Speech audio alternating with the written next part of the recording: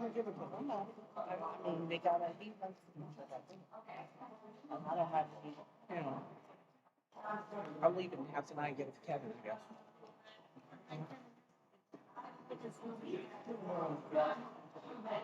He has a piece.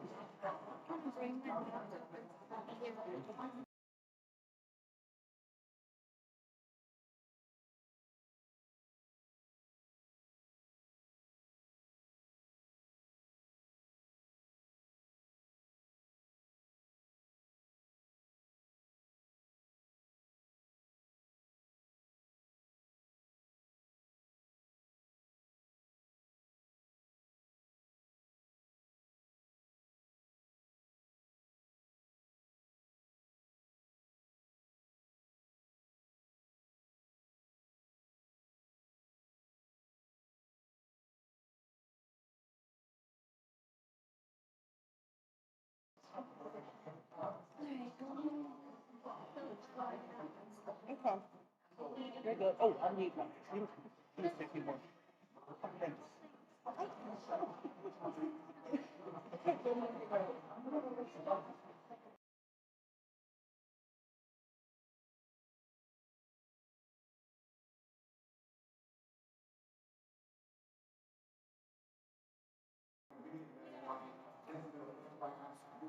Scheduled this second meeting to the 28th of this month at 6 p.m.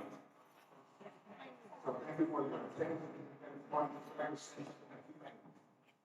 Yes. Is that what Is that what I gotta get that. Is that right? Yeah, here.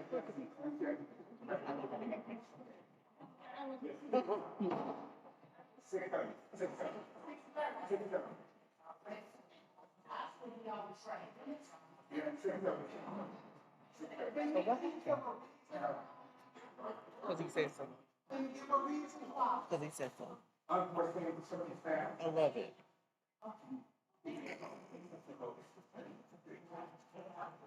Does he have a pink?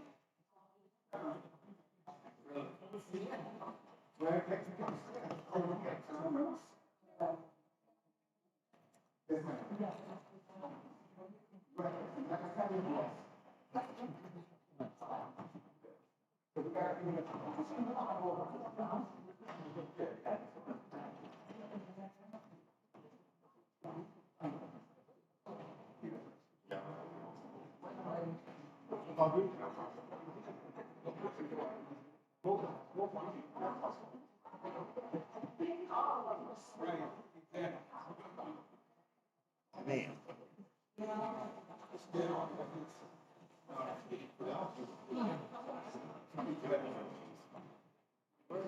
You can't speak. You can't speak very good.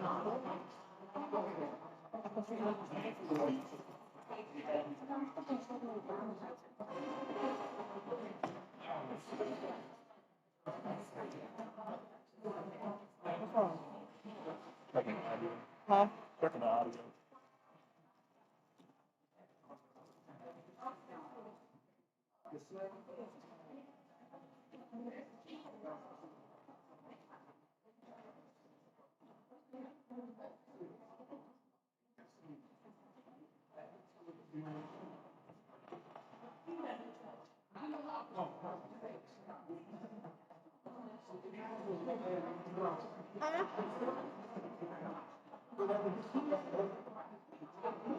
Me, Pop? Oh, I don't know how to do it. That's why he had peace.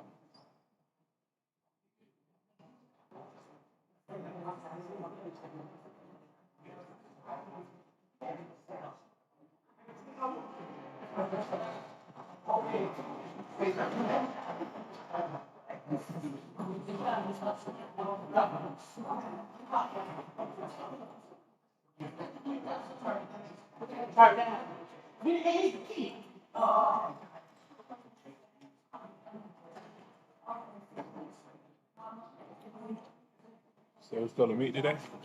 Well, special meeting apparently. Yes. Look, it's like I ain't got time. You know what they're saying? It's like they hear me. I don't want it to hear me.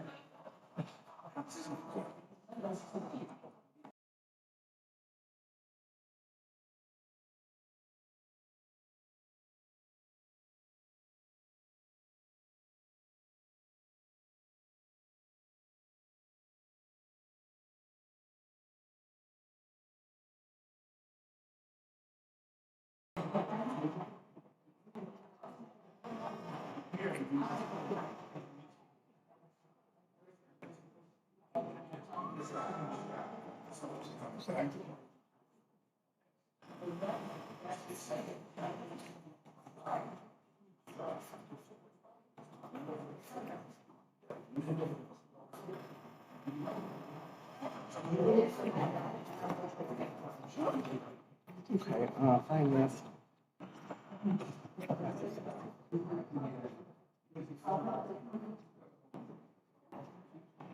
Damn.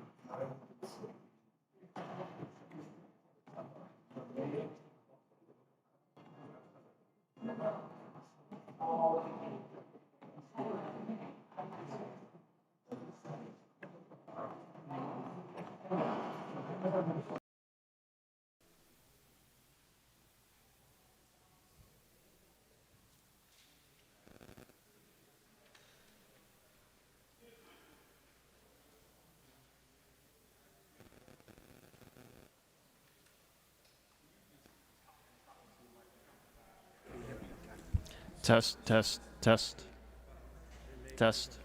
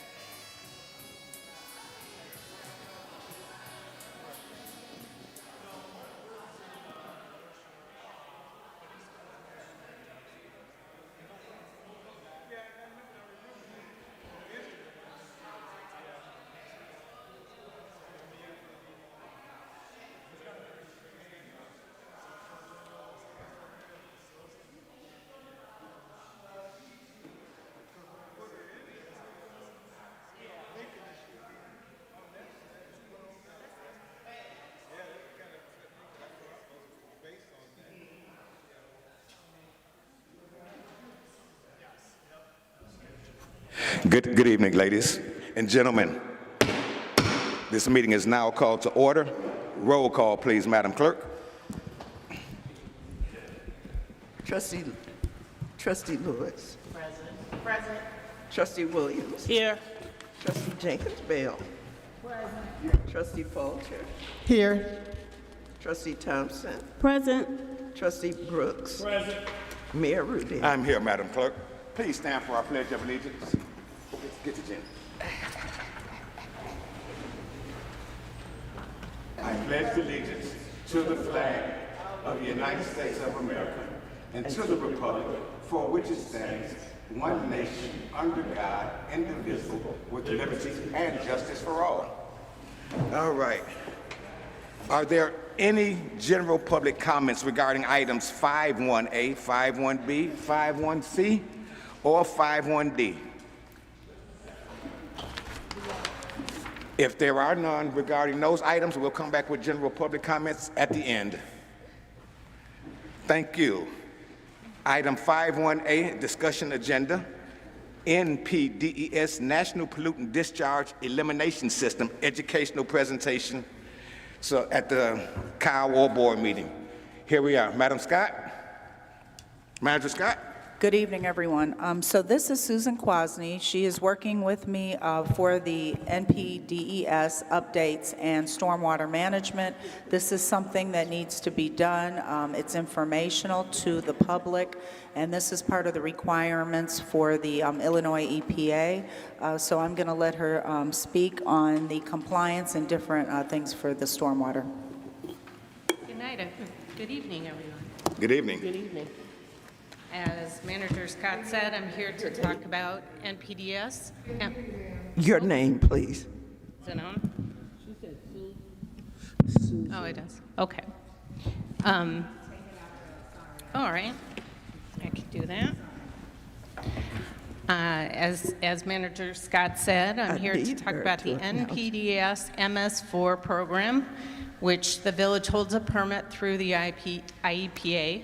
And one of the requirements is to have a presentation about the program once a year at an open meeting, and allowing for public comment if there is any. NPDES stands for National Pollutant Discharge Elimination System. The purpose of this program is very simple. It's to keep pollutants out of the waterways as much as possible. In this area, you've got Deer Creek, you've got Butterfield Creek, you've got a variety of smaller creeks in the area. Everybody likes clean water. Keeping pollutants out seems like a no-brainer to a certain extent. The MS4 part of the permit stands for Municipal Separate Storm Sewer System, which obviously is a big mouthful, so we call it the MS4 program. And municipalities and entities that hold one of these systems, i.e. a storm sewer system in their towns, are called MS4 communities. They're referred to as that. Now, storm sewer systems include your storm sewers, as everybody knows, detention, retention ponds, but it actually, the official system includes ditches, creeks, rivers, etc. So when you think about this, if it goes into the storm sewer, it's going to go into the waterways. It's automatic. The history of the program is it was authorized in 1972 under the Clean Water Act. The U.S. EPA was charged with managing the quality of what they term the waters of the U.S. Those are the navigable waterways. So why does this affect you? Well, they determined that all the small waterways are tributary to the bigger waterways. So eventually what goes on in this ditch will end up maybe in the Mississippi River, the Illinois River, et cetera. So with that logic, they started permitting municipalities for the pollution that enters their waterways, enters their MS4 program between where the village starts and where the village ends. In 1990, I believe it was, they began regulating large municipalities that were over 100,000. But they realized that wasn't the whole picture. So the phase 2, which is the front cover on here, refers to In 2003, they started regulating small municipalities that are within urban areas where there's a lot of congestion and a lot of potential for pollutants. Each entity is required to manage the pollutants within 6 different areas. Those areas are referred to as minimum control measures. And I'm going to briefly go through the 6 so you understand what they're about. The first one is public outreach and education. This is about educating residents and businesses in your community on the need to control pollutants and providing recommendations on how you handle the various pollutants. By the way, I should say pollutants are defined as anything that is not pure stormwater, what comes out of the rain or what is snowmelt. Everything else is a pollutant. So it can be suspended, it can be floating on top, it could be debris, it could be chemicals. So it hits it in a variety of areas. So the public outreach and education, some examples of that are your newsletters that have articles that are related to stormwater, handling salt, handling debris, what to do with your leaves. Those are all related. Also some stormwater information that's posted on your website. Minimum control measure number 2 is about public involvement and participation. It's about getting people invested and doing things that they can do to reduce the potential for pollutants. This also includes this presentation. They want people to know about it, and they want people to comment on it if they have any concerns or questions. A few other things are the village is doing in that particular MCM is promoting your waste and refuse pickup program and your branch pickup programs. That's all advertised through Facebook, website, etc. MCM number 3 is called illicit discharge detection and elimination. Basically, that is figuring out if there's something going into the storm system that needs to be either disconnected or handled, cleaned up, somehow blocked from going into the system. The typical way of doing that are visual monitoring wherever there's a pipe that suddenly discharges to the surface. So that can be pipes going into detention basins or going into rivers or going into ditches. So there's a visual inspection that goes on documentation. Number 4 is construction site stormwater runoff control. When the ground is stripped to accommodate new construction, that loose soil that happens can be washed downstream by rainwater, and it can go off the site and onto people's properties, onto public walkways, etc. You want to make sure that's contained on site, and that is handled through ordinances and through your permitting process. Contractors are required to put in erosion control measures. The most common of these are silt fences that you see around construction sites. That is there to keep that loose topsoil from washing off, keep it on site until it's all cleaned up, grass is established, and it's back to not washing those pollutants downstream. Number 5 is post-construction storm runoff control. So as new development adds hard surfaces, that runoff it increases the volume and rate of stormwater runoff, can cause flooding downstream, it can cause erosion, there's a number of different things that also reduces the quality of the stormwater. So what this is about is how to handle that, requiring through ordinances that you have to put in detention basins to detain that water so you don't cause flooding to your downstream neighbors. And it also includes measures about helping the quality of stormwater, such as using native plantings, because they will pull pollutants out of the water as it passes through and infiltrates the ground. And the last item, the last MCM, is referred to as pollution prevention and good housekeeping. This really primarily has to do with public works procedures and how they handle the public areas. So some of the measures they use for this is street sweeping, removing debris from stormwaters and catch basins, and a variety of other methods of cleaning the town. This permit involves an annual report submittal that summarizes all the activities that went on in the year, and an occasional audit by IEPA. University Park was recently audited by IEPA, and I helped with that. The new permit also came out in 2025, so there are a few new measures. So I will hopefully be working with the new Public Works Director a bit to get those measures in place. And that's all I have. Are there any questions? Any questions, guys? Trustee Lewis? Your mic's lit, no question? Oh, I'm sorry. Trustee Brooks? Thank you so much for that presentation. Actually, this has been one of the biggest things that I would like to succeed as something moving forward. As everyone, if you were here in the 1980s, the creek, like behind, what's that, Craig Park, that comes over, come under Black Hawk, you know, Deer Creek? Is that part? I think is that part of Deer Creek Canal? I'm not sure. Yeah, Sandra. Yeah. So I just, you know, like that creek. Over the years, I did see it. How could you say? What would be the word? Overgrown. The water is not like it used to be. You know, I would like to see where we, if we can, just clean it up a little bit more, because that kind of relates to what you were speaking about. Because I've seen, I don't know, if you don't sleep like I don't sleep, there's a program called Real Green. You know what I'm talking about? Yeah.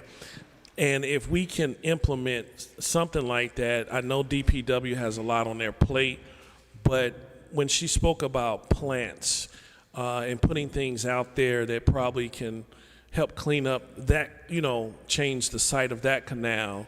That's something that I definitely would like to see, because to my understanding that mostly the water that runs through there, when I was here in the 80s, that was a very clean spot. I mean, I used to take my shortcuts from Western all the way over here to Governor's Housing, and that was one of my shortcuts coming through there. But you can walk by, and one of my memories is beautiful water. But you can't say that anymore. And I mean, I think even we had the canal over there, the bridge even collapsed.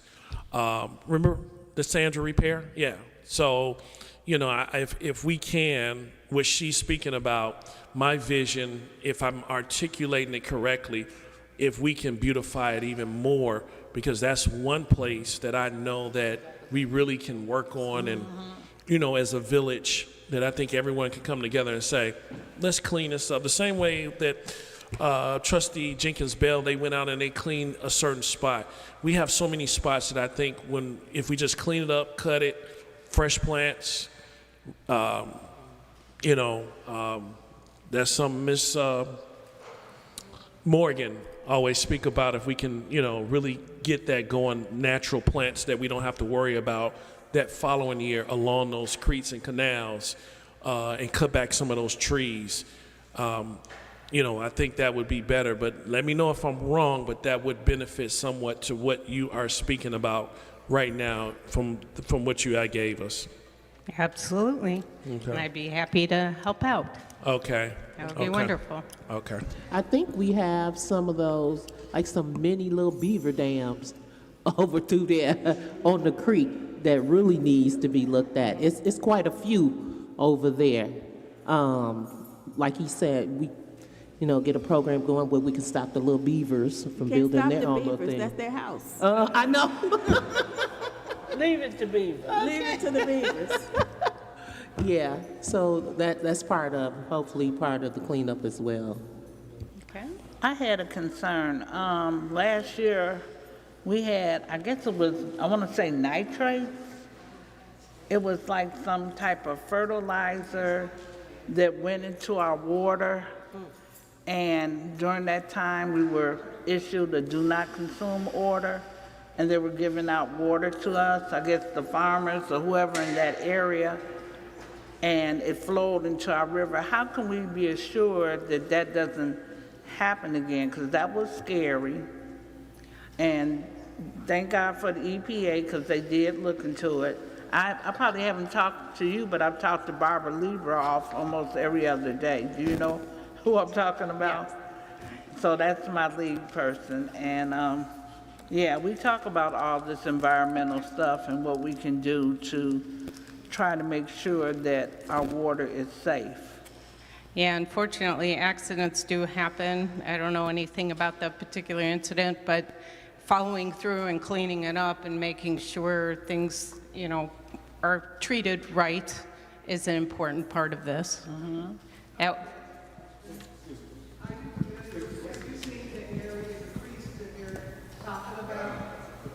No, I'm not that familiar. Because there's a lot of trees that have fallen, they rotted, they've fallen over there. Trustee Brooks mentioned about how clear the water used to be. And I would imagine the reason why it's muddy, really murky, because there's all sorts of trees, big, huge trees. So you're talking about this is what you're talking about. I'm just wondering how can you all give some help in getting those areas clear? Well, I guess my role really is to help Director Russell kind of come up with a plan of how to attack stormwater issues. So that would be, you know, I can help problem solve. I can't directly help on that particular item, but I'm definitely going to work with them to come up with, as a matter of fact, one of the requirements, the new requirements is to create a stormwater management plan, which is the first order of business with him. Okay, so just for the record, it's good that the public is here and we want them to be engaged, but I'm not going to take questions from the public. We're going to get a presentation, and if they have questions, they can ask at the public question comment. We're not going to run that meeting this way, okay? So, Trustee Thompson, here we go. So all of our small waterways, are they mapped? Do we know all our little waterways? Because my grandson played in the woods somewhere, and he said, oh, you know, it's a creek there, and we built the fort and all of that. And I never, in all these years, I never knew that it was water in the place where he was telling me was water. So are all our waterways and creeks and streams and mapped? I'll say yes, maybe not 100%, but yes, there are EPA maps that show all the different named creeks, and they get down to the ditch level. Not every piece of ditch is in there, but it's pretty detailed. And they've studied many of them. They've identified pollutants in them. It's pretty involved, particularly in the Chicagoland area. It's so congested here, so many municipalities, yes. I had a question. Okay, so with all the storms we've been having, mud and stuff have just covered all of our sewers. I mean, it's so thick, even with me taking a broom trying to get it, it's covered. And I don't know, is that part of Aqua or whose job to make sure when things like that happen, because it does back up into your house. And I've called different people about it, and no one seems to know exactly what happens. Where does all that wastewater go to? I think you were talking about the wastewater system rather than storm sewer, and that is Aqua, is my understanding. Okay. Yeah. If it's backing up into your house, it's going to be wastewater. Well, thank God it didn't back up in mine, but I'm concerned because every sewer place on our street is covered thickly. And I don't know, you know, is that the HOA, is that the village, who? But it's terrible, and every time it rains now, the water is receding and cars are sitting in a foot of water. So I don't know. I just thought if you all had anything to do with that. Indirectly, let's put it that way. Okay. Nothing direct. Okay, thank you. All right, Trustee Fulcher. So when you all do the annual testing, what does that consist of? Because you're a smaller community, you don't do actual testing. It's more visual inspections. I think you're talking about the illicit discharge when I was saying the pollutants looking for pollutants in the water. Is that what you were referring to? Yeah, I'm just saying, you said that, we do the annual report and then you all came out and do the testing. So if you do the testing, just what consists of a test? Like you said, just a visual to say, within the creeks, I see a lot of overgrown vegetation, or what exactly consists of the test? Mostly what you're looking for is obvious pollutants. You're looking, does it smell funny? Does it look discolored? Is there anything floating on top, or does it look cloudy? You're doing a visual inspection. Larger communities actually do chemical testing, but only when you're over a certain size. You're smaller. So there isn't really any direct testing. The annual report is mostly to say, here are those 6 different MCMs that I showed you, what you did in each one of those MCMs. The report goes through and says, we put out newspaper or newsletter articles, we did outfall testing, those kind of things in every category. Does that answer your question? It does. Okay. Thank you. All right, there anything else, guys? Go ahead. There's no such thing, sir. No, in some of our creeks, though, I think I just asked Trustee Thompson, have y'all found where, I want to say fish, but life in some of those runoff, those creeks, like ditches such as grass carp or any of that running in there to try to, clean up at the bottom of some of those creeks? Have you ever ran into that type of discovery?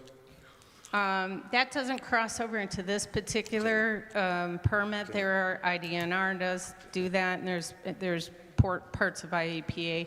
They do recognize that through the, that's the testing maybe you were talking about. The IEPA has done a bunch of testing on the different creeks and identified part of it are what kind of wildlife or what kind of fish and critters are in there. So it does cross over, but this particular program doesn't deal with it. Okay, because one thing I thought about on some of those runoffs is, once we beautify, say for instance, hypothetically, the area that we were just talking about on Sandra Drive, where we, Mr. Director takes it, cleans it, because when it rains, it does get high in there. But I was just always curious, as we know how high the stream may sit, but would we ever have that discovery of possibly from another area, say carp or some type of catfish or something? Because people in other communities, we know they do crazy things, but say for instance, would we ever discover something like that if we ever took our storm system system with the ditches and the creeks, clean it up? Would we ever run into that discovery? I suppose it's possible, yeah. Okay. Yeah, I was just making a point that would be like amenity, that if someone's walking, they'll be like, "Hey, you ever walk down there?" And yeah, University Park Creek, when it rains, it's fish in there. Just something to smile about the village, that's it. I yield my time, Mayor. All right, well, thank you.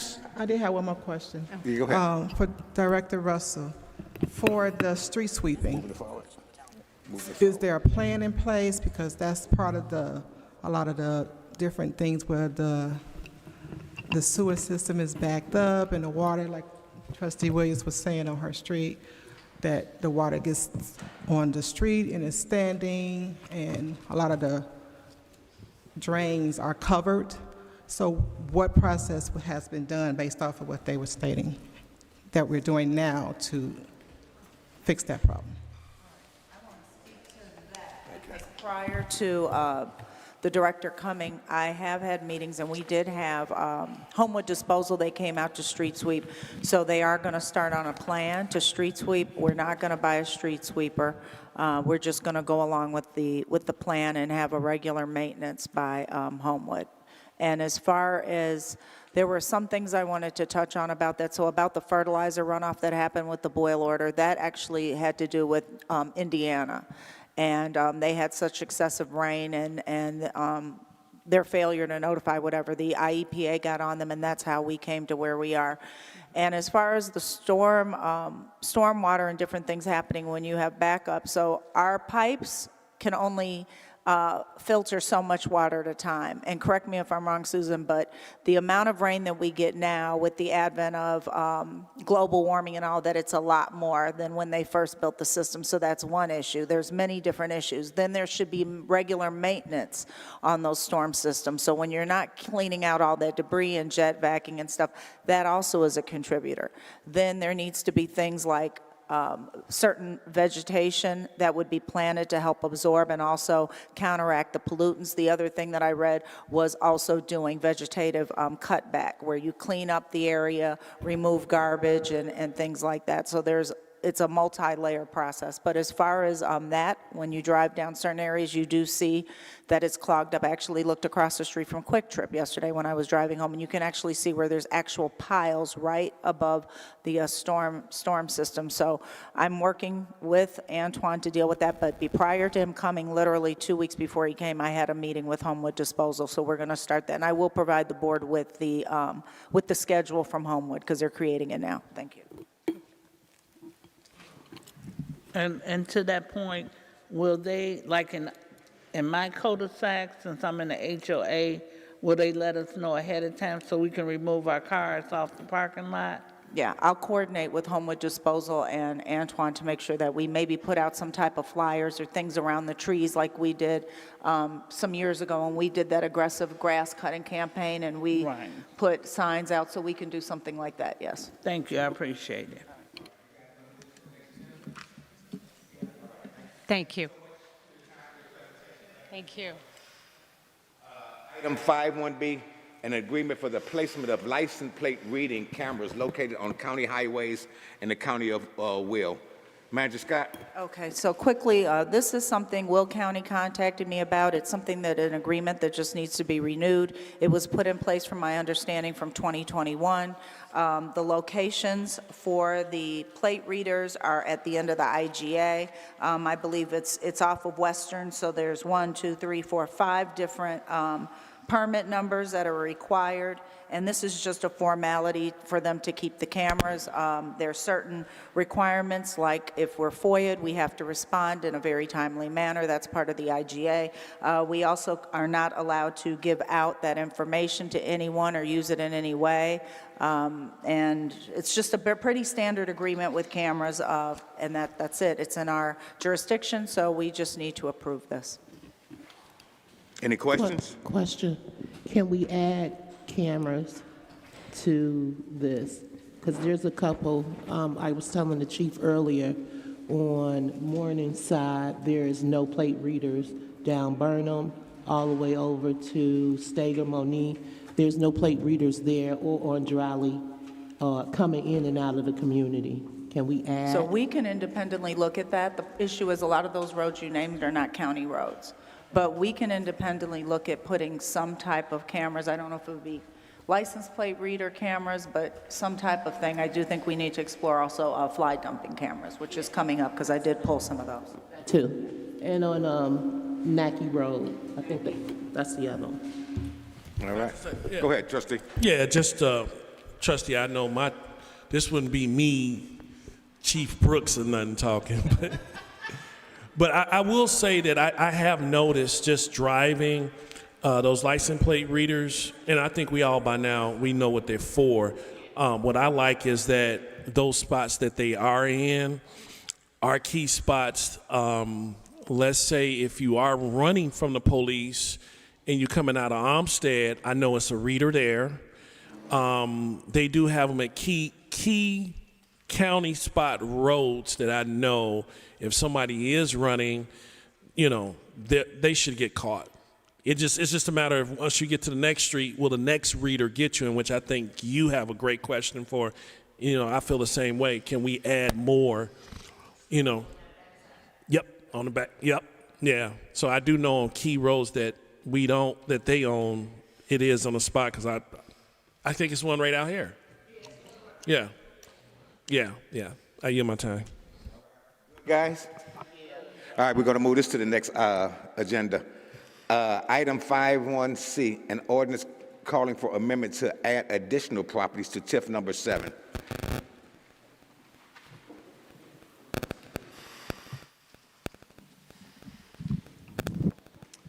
Good evening, Mayor and trustees. I'm Justin Galante. I'm a representative of Venture One Real Estate. Sorry about that. Can you hear me better now? All right. Good evening, Mayor and trustees. I'm Justin Galante. I'm a representative of Venture One Real Estate, the landowner and future developer of this site. With me is Charles Durham. He works for Ryan LLC, and they are the TIF consultant on this project. I've got boards, so if you don't mind, I'm going to walk over here. You guys have seen this presentation many times, so we'll try and keep it quick and high level. And then if you have any questions, feel free to shout them out, and we can go in more depth on the development agreement after. So what we're talking about today is proposing the expansion of the existing TIF 7 to include the 190 acres on the northeast corner and southeast corner of Cicero and Stager. Expanding the TIF will allow Venture One to put in the necessary infrastructure to unlock the future developability of the site.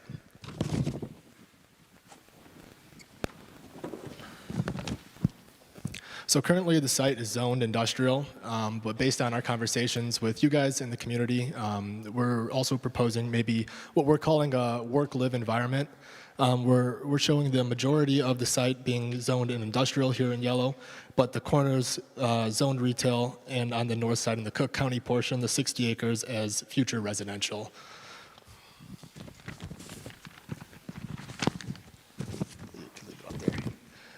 As you guys know, based on some of our other projects we've done in the community, it's an extremely competitive process to win some of these giant manufacturing and industrial jobs.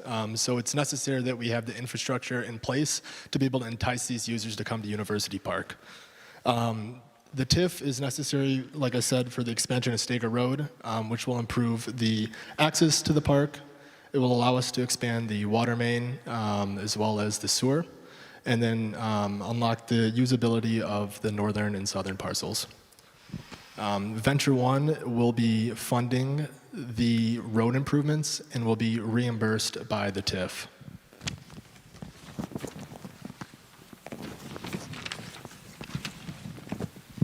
So again, just to quickly run through some of the high-level benefits, our goal would be to get a significant investment from a user. Obviously, that would bring significant jobs, as you've seen from the Amazon and Ryerson buildings. The utility and roadway extensions, as I just mentioned, it'll increase the tax revenue of this area. Currently, it's assessed and used as agriculture, which produces very little tax revenue. Some of these bigger industrial buildings in your city are giving off millions of dollars annually in real estate taxes, with the added benefit that this isn't residential, this is our planned industrial, so it's not going to overwhelm the school or any of your other public services. We're available to start the permit process pending execution of this development agreement, and I'll turn it over to you guys with any questions about the agreement or our plans. All right, guys. Council? Trustee Thompson. So, as always, I have concerns with the environmental impact of all these giant warehouses, and we just heard about the runoff from building these big places, and then there's wetlands over in that area. So what about the wetlands? Yeah, what that's part correct. of the wetlands can you build on? Can you show me the wetlands on your map? I do not have a wetland map, but the wetlands are on the far east side, kind of along here. What's that road? I'm sorry, can you see this all right? No. So the existing wetlands are all along the east side that run along Governor's Highway. Our proposed developments will East of Governor's Highway? West of Governor's Highway? West, but run along Governor's Highway. Sorry if Okay. I misspoke. Our proposed developments aren't intended to impact the wetlands, but to address your concern about runoff, any development we have here will have its own stormwater management system to keep runoff on site and out. And then, like I mentioned, we'll be extending utilities such as the sewer all the way along Cicero, all the way to Governor's to help with that impact as well. And then just to touch on your last concern about environmental, today's buildings, industrial buildings, are highly energy efficient. Most of the buildings we design today are almost at LEED standard, if not at LEED standard. Whether you pay the $1 million or $500,000 to get the actual certificate will be determined on the end user's goals.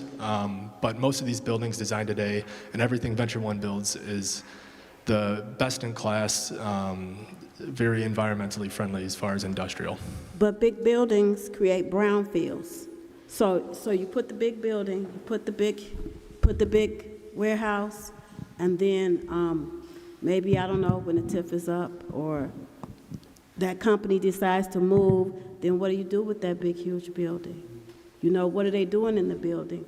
Are they putting chemicals in the ground? How are they disposing of anything that could be detrimental to the environment? So we don't even know what would be going there. Yeah, that's so there is correct. an environmental impact anytime you build a big building, especially a warehouse.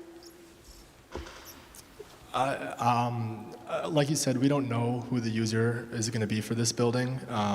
We are not planning a speculative building at this time, and it's likely that a user will come to us and ask us for a build-a-suit.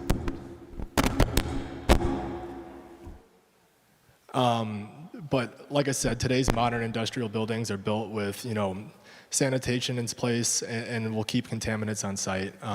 Generally, we're not looking for a dirty use at this site. I yield, Mayor. Questions, Trustee Brooks? Well,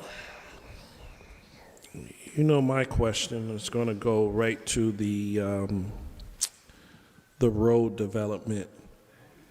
I know that when it came to the proposal of you all building the road, if I'm not mistaken, I did take a look into, I think what we have there now, it's not much in the TIF right now. And it's going to take, I think I heard, am I correct, it's going to at least take $2-3 million just to build that road? Yeah, it'll be a significant investment in the infrastructure. Like I said, Venture One will be funding the infrastructure improvements and then reimbursed over time through the TIF revenues. At what percent he wants that back?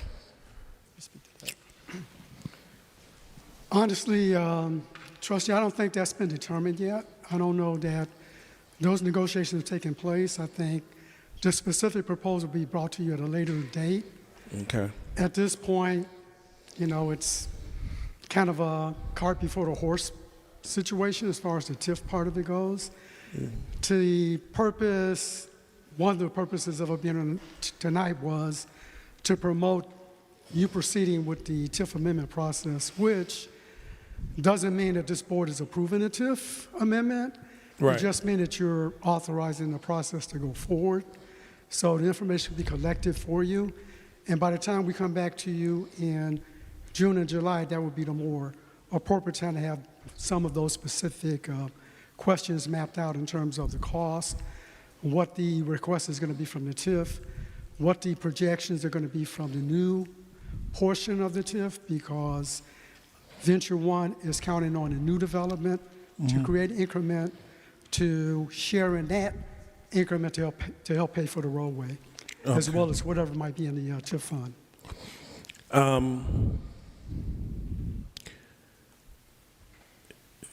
Me being up here because I was up here, I'm the trustee, one of the original trustees who voted for that TIF. I was okay even when Amazon came. I think my problem was the negotiation or the input. And I'm just sharing this, probably Mark Good done heard this about 1,000 times.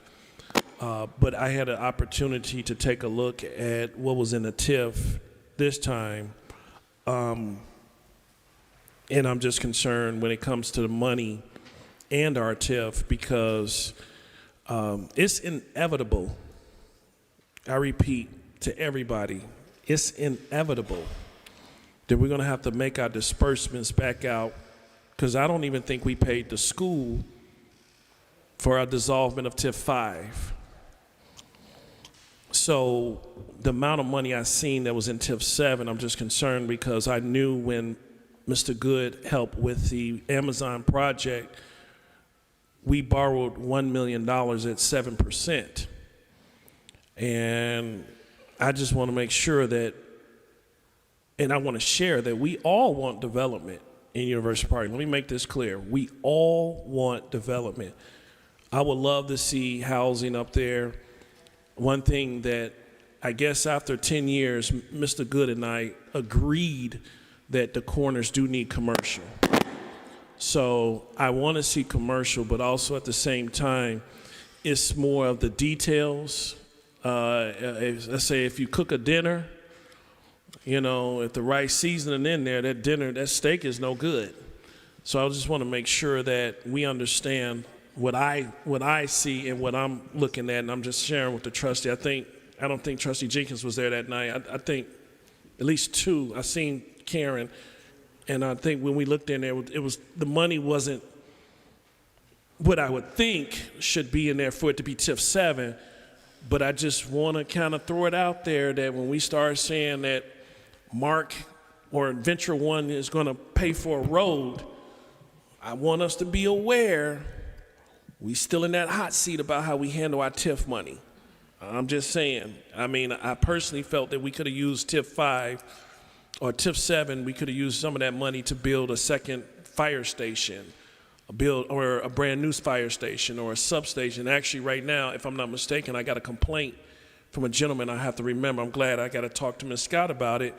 The roads over there, we have potholes over there in 7, and I guess there's some damage that we need to, that the DPW guy got to take care of. So we just got to remember that money that's in there before we get ready to do this deal. Let's take care of home first. That's where I want to go with that statement. Because of what I seen last time, I'm just curious how we're going to pay you back.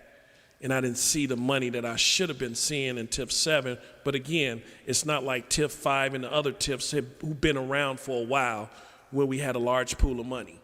2, 3, 20-something million. You see what I'm saying? So I didn't see millions in this one, but I want to make sure that when we go in there that you are aware. I'm being transparent. I ain't got nothing to hide. I ain't going to jail or I ain't going to hell for nobody. But I'm just being honest that we'll try to, we'll want things to happen, but if the money is not, if I'm not seeing, unless the trustee tell me that I seen wrong, it wasn't that much money in there, just be aware of what you're about to step into, just like I think we need to be aware of what we're about to step into. This is not saying no. I'm saying I'm being transparent with what we got going on. So I just want to be transparent about that last time he got, and I'm going to be honest, he didn't even want the money from us, from our director. He took it direct deposit. I read that contract back and forth because I said, hell no, I'm not voting for nothing like that. But this time around, I want to make sure that, we want to make sure that the money is there if something like that happened. And right now, I'm not seeing that money there. So is Chris here? Am I right, Chris? If you don't mind, Mayor, I just want to ask him a quick question. I'm not trying to bust the village out. We're just being transparent. Hey, listen, Right. Young lady, we're not going to have the hollering out. Right, hold. Chief, we got to stop No, it's this. not. I can't have it's this. It's not. No, don't worry about it, Miss Morgan. No, it's not. Go ahead, Chris. So in regards to TIF 7, in this fiscal year, you have started to see TIF dollars in a large sum because for this fiscal year, you've received over $1 million in TIF revenue in TIF 7 for fiscal year 26. This year. This year. And this would be the first year where you had occupancy in that area in relation to the TIF items. Okay. And what did we have in there last year? Last year, you had very minimal TIF 7 revenue. I just want to make sure I was right. That's all I'm just saying, trustee. I just want to make sure we don't get into a jam. Let's be careful when we do this. So that's what I wanted to be transparent with you before, if this get further, I think Mark knows that sometimes we get into a little money trouble. This ain't new. Eyewitness News knows, former board member knows, the whole world knows. We just ain't across the media like Dalton was. So I just want to be transparent. Mayor, I yield my time for the show. All right, thank you so much. Is there anybody else? Yes, I have a question. Okay, trustee. Oh, Mr. Mirabali, go ahead, sir. So just as an FYI, so in regards to TIF 7, you guys have for this fiscal year about $2 million you guys made, and then last year you had 115. But TIF 7 owes the village the general fund, right? That was based off of the meeting. So TIF 7 still owes money to the village, to the general fund. So TIF 7 owes the general fund about $30,000 as of February-ish. Something, okay. Your left pocket owes your right pocket, basically. That's Okay. all right, thank you. I just want to be transparent because we've been there before. That's it. Oh, understood, yes, sir. Okay. Yes, yes. So, Go ahead, so Councilwoman. question that I have is that, the gentleman, you got the microphone. At the last meeting, you talked about the timeline on what exactly should come next, what's next, all these different things. I still haven't seen the eligibility report. I still haven't received any of that information. So we're basically the exact same place as the last meeting, from my perspective. Nothing's been provided. So the same information is the same from last meeting, it's the same information that I have for this meeting.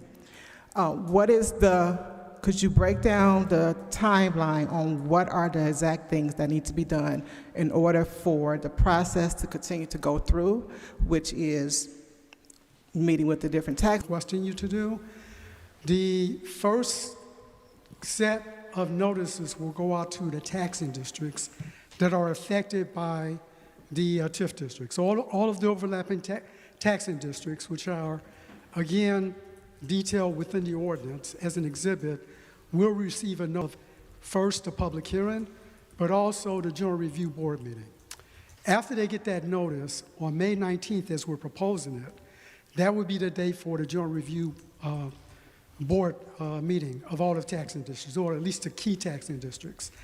At that meeting, we will work with the village and on behalf of the village make a presentation to the Joint Review Board, not only on eligibility for the amendment area, but also with respect to the amendment of the TIF plan.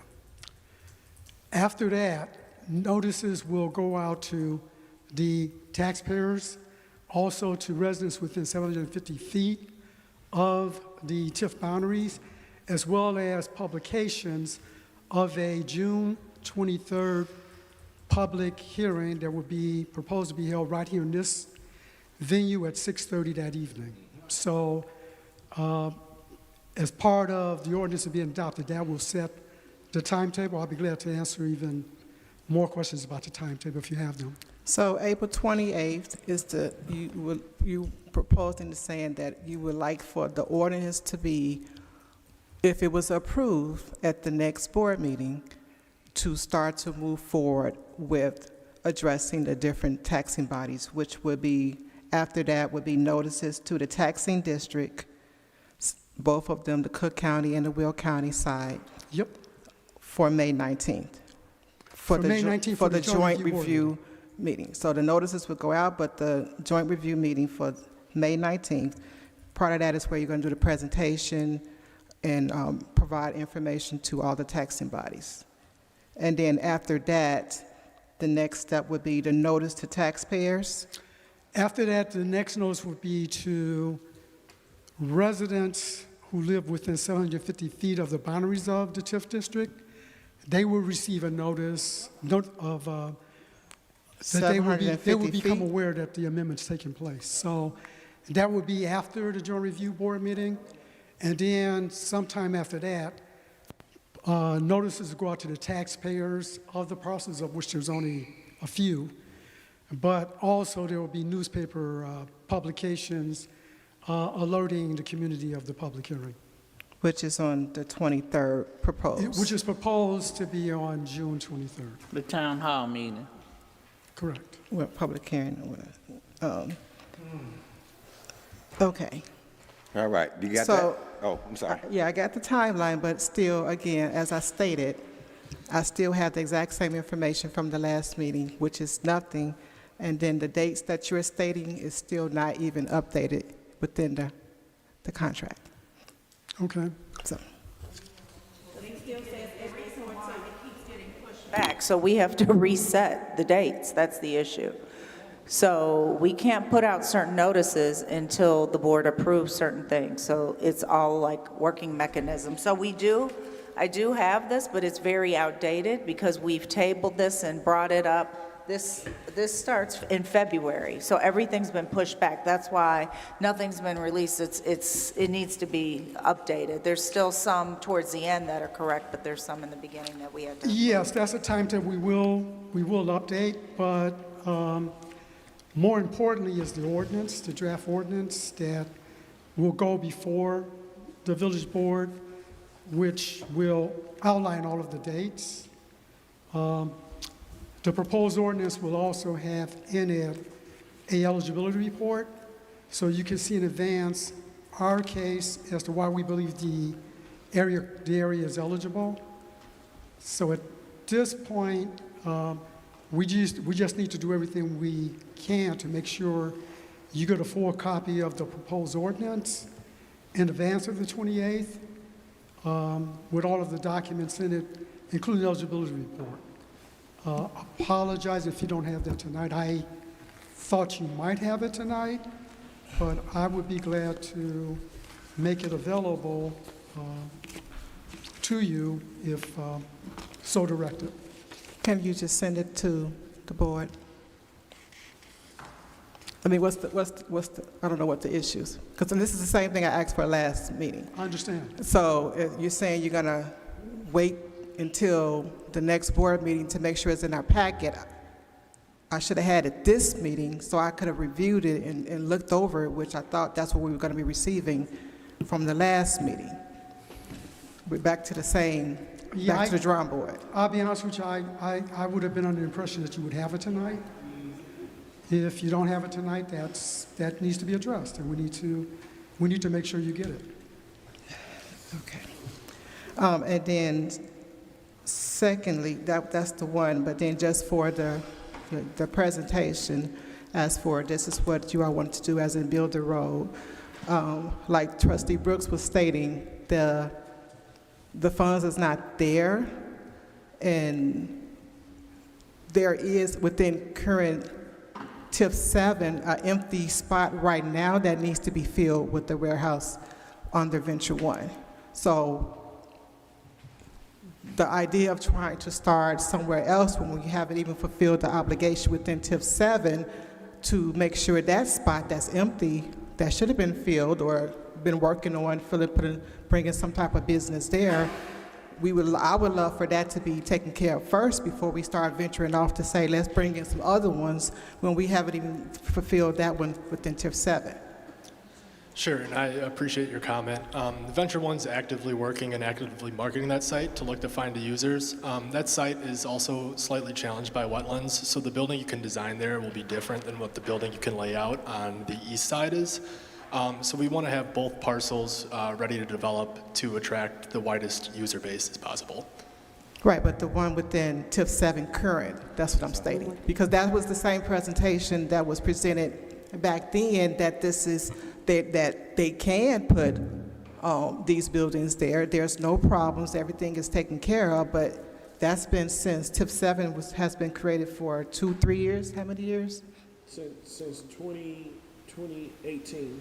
Oh, so that's 8 years. Mm-hmm. So that's 8 years, and from that time period, I'm not sure when the first dish warehouse came there, but 6 years ago. 6 years ago. So it's been 6 years is still here, and we still, Venture West still has not found an occupant or someone to build in that empty spot that they have. So they got the TIF 7 for those particular parcels.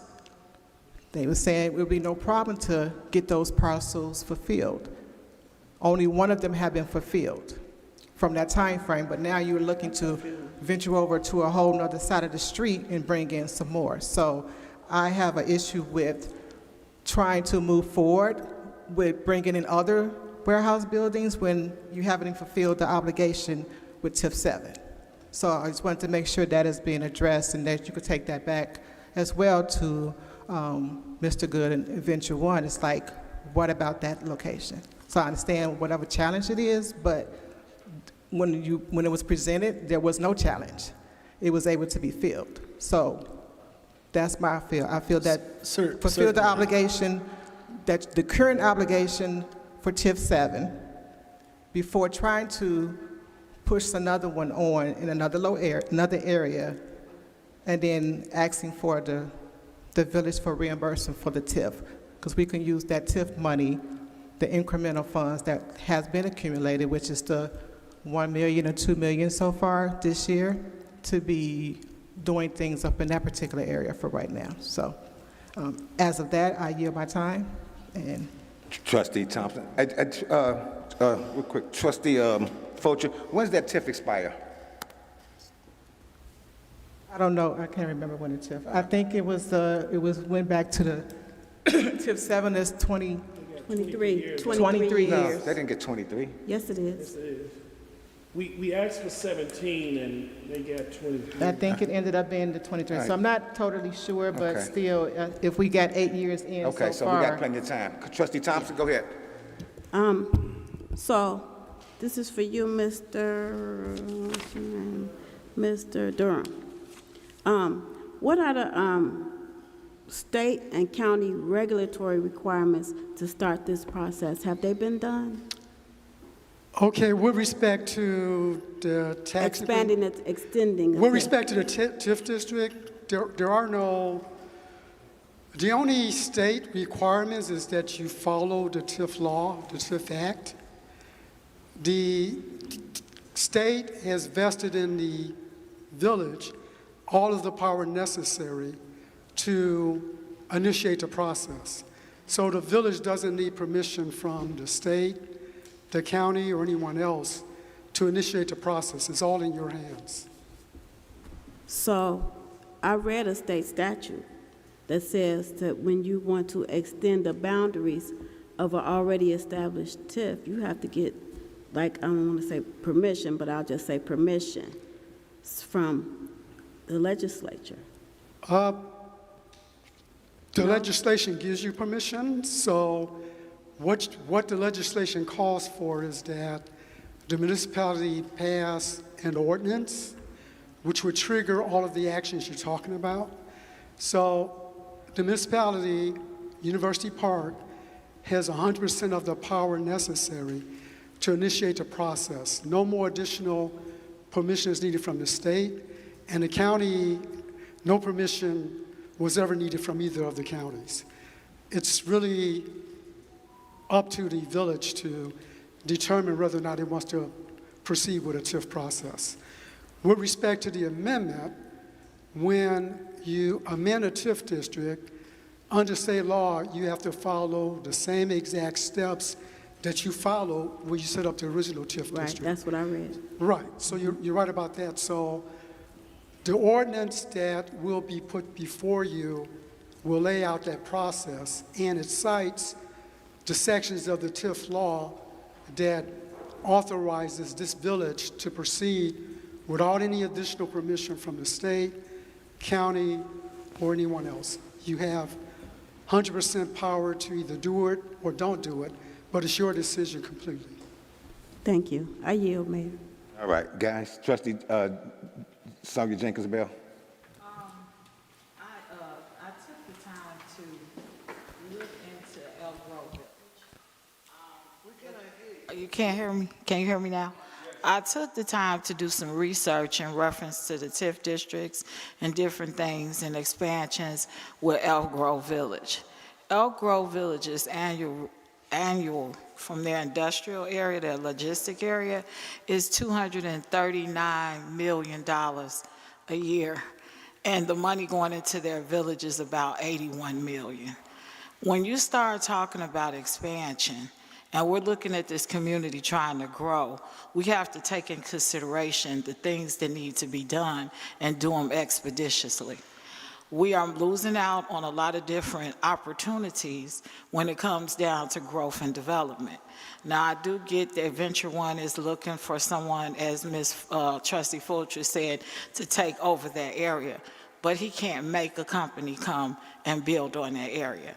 But when you have these companies visiting your community and they decide the area that they want, that's the area that you try to expand.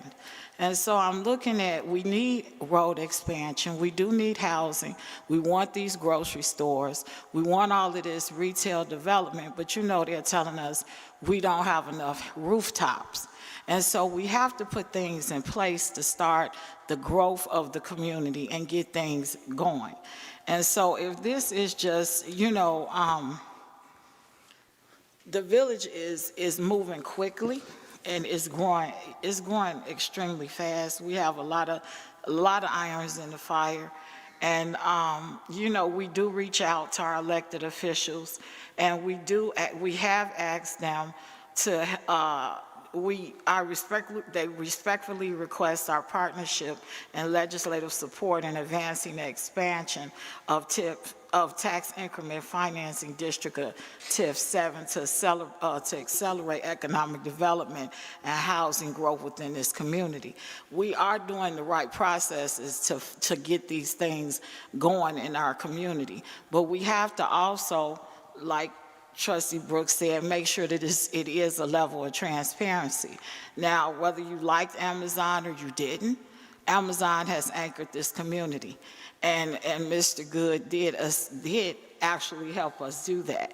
And so with him anchoring the community with Amazon, bringing in Quick Trip, which also has brought in Central Steel and all of the rest of these different companies, do you know it's 365 gallons of gas in a semi truck? That's how much gas is in a semi. And they are visiting our Quick Trip. So who's benefiting that from beneficial to us? So when we look at the growth of the community, we have to take into consideration, we don't want to be getting ready, we want to be ready.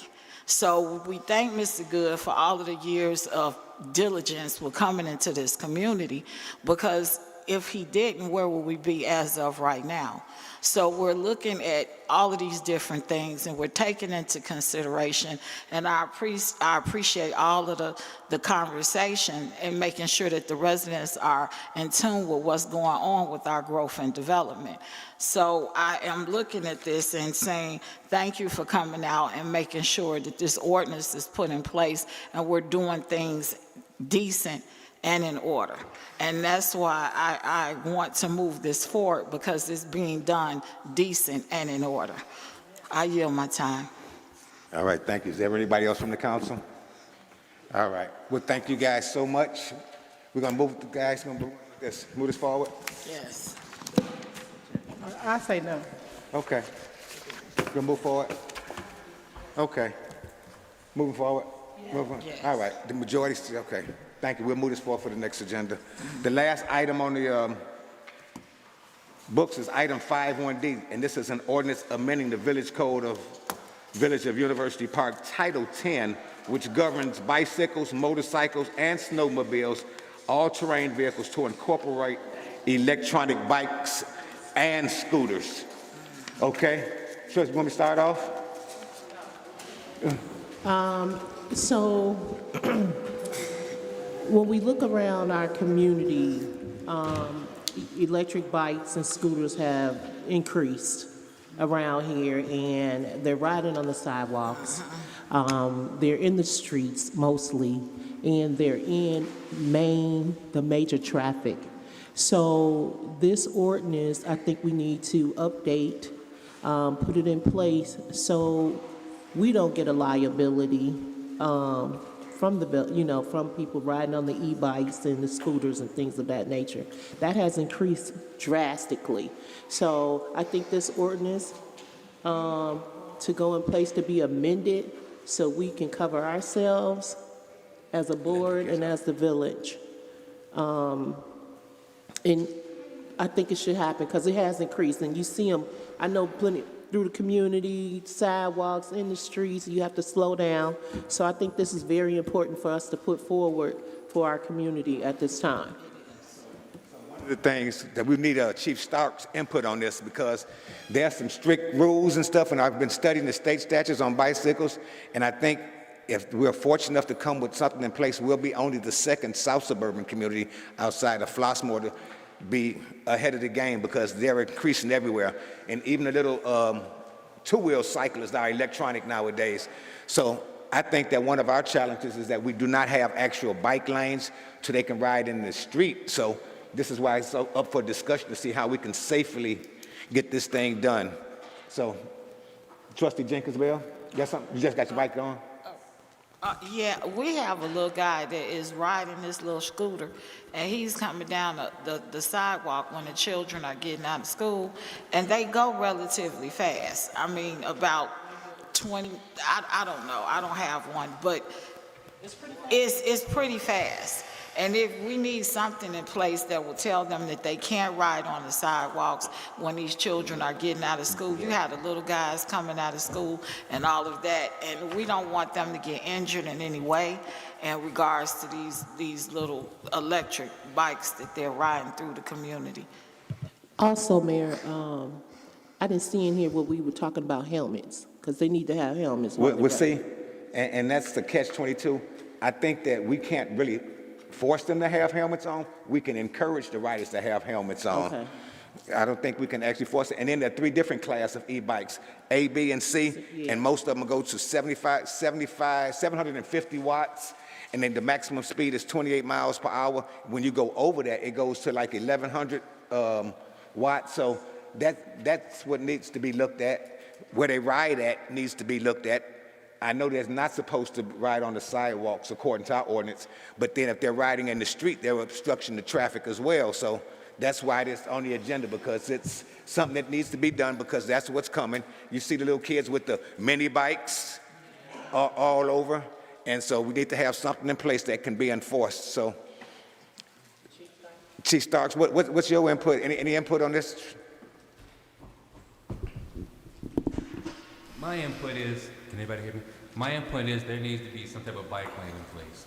Any type of motorized vehicle, whether, in my opinion, whether it's gas-powered or electric-powered, if it exceeds a certain speed limit, it should not be allowed on the sidewalk. On the sidewalk. You know, a helmet is a picky issue because Illinois is a non-helmet law. You're not required by state law to wear helmets. Yeah. Unlike Michigan and other states where you have to wear a helmet. So that's something that would be hard to enforce.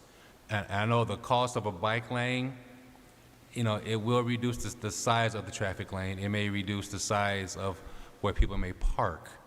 But I feel as if any type of action, whereas it will save any type of personal injury, because I feel as if riding those scooters, the electric ones, the two-wheels where they stand up on now, if they hit someone on the sidewalk, it's going to cause someone to get hurt. They need to be off the sidewalk.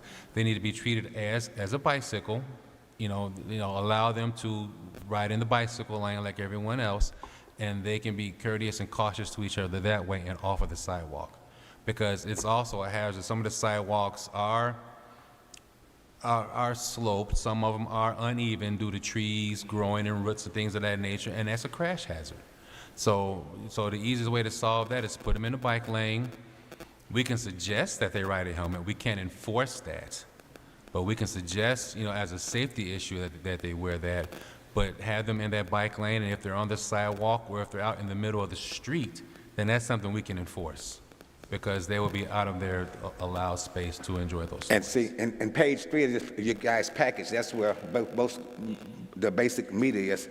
Like in section C, no person under the age of 16. Some municipalities say 14, some say 16.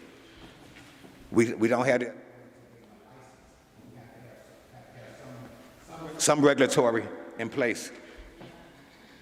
And it's the storage, public ways. And I guess adding bike lanes in reality will help us establish what we really are, which is a college town in growth. So I guess that is a part of it. Mayor, may I be recognized? Go ahead, Trustee Thompson. So, most of these are really, really good ideas. I mean, there's some kids on my block that ride dangerously. I'm so scared when I watch them because they have no concept of safety.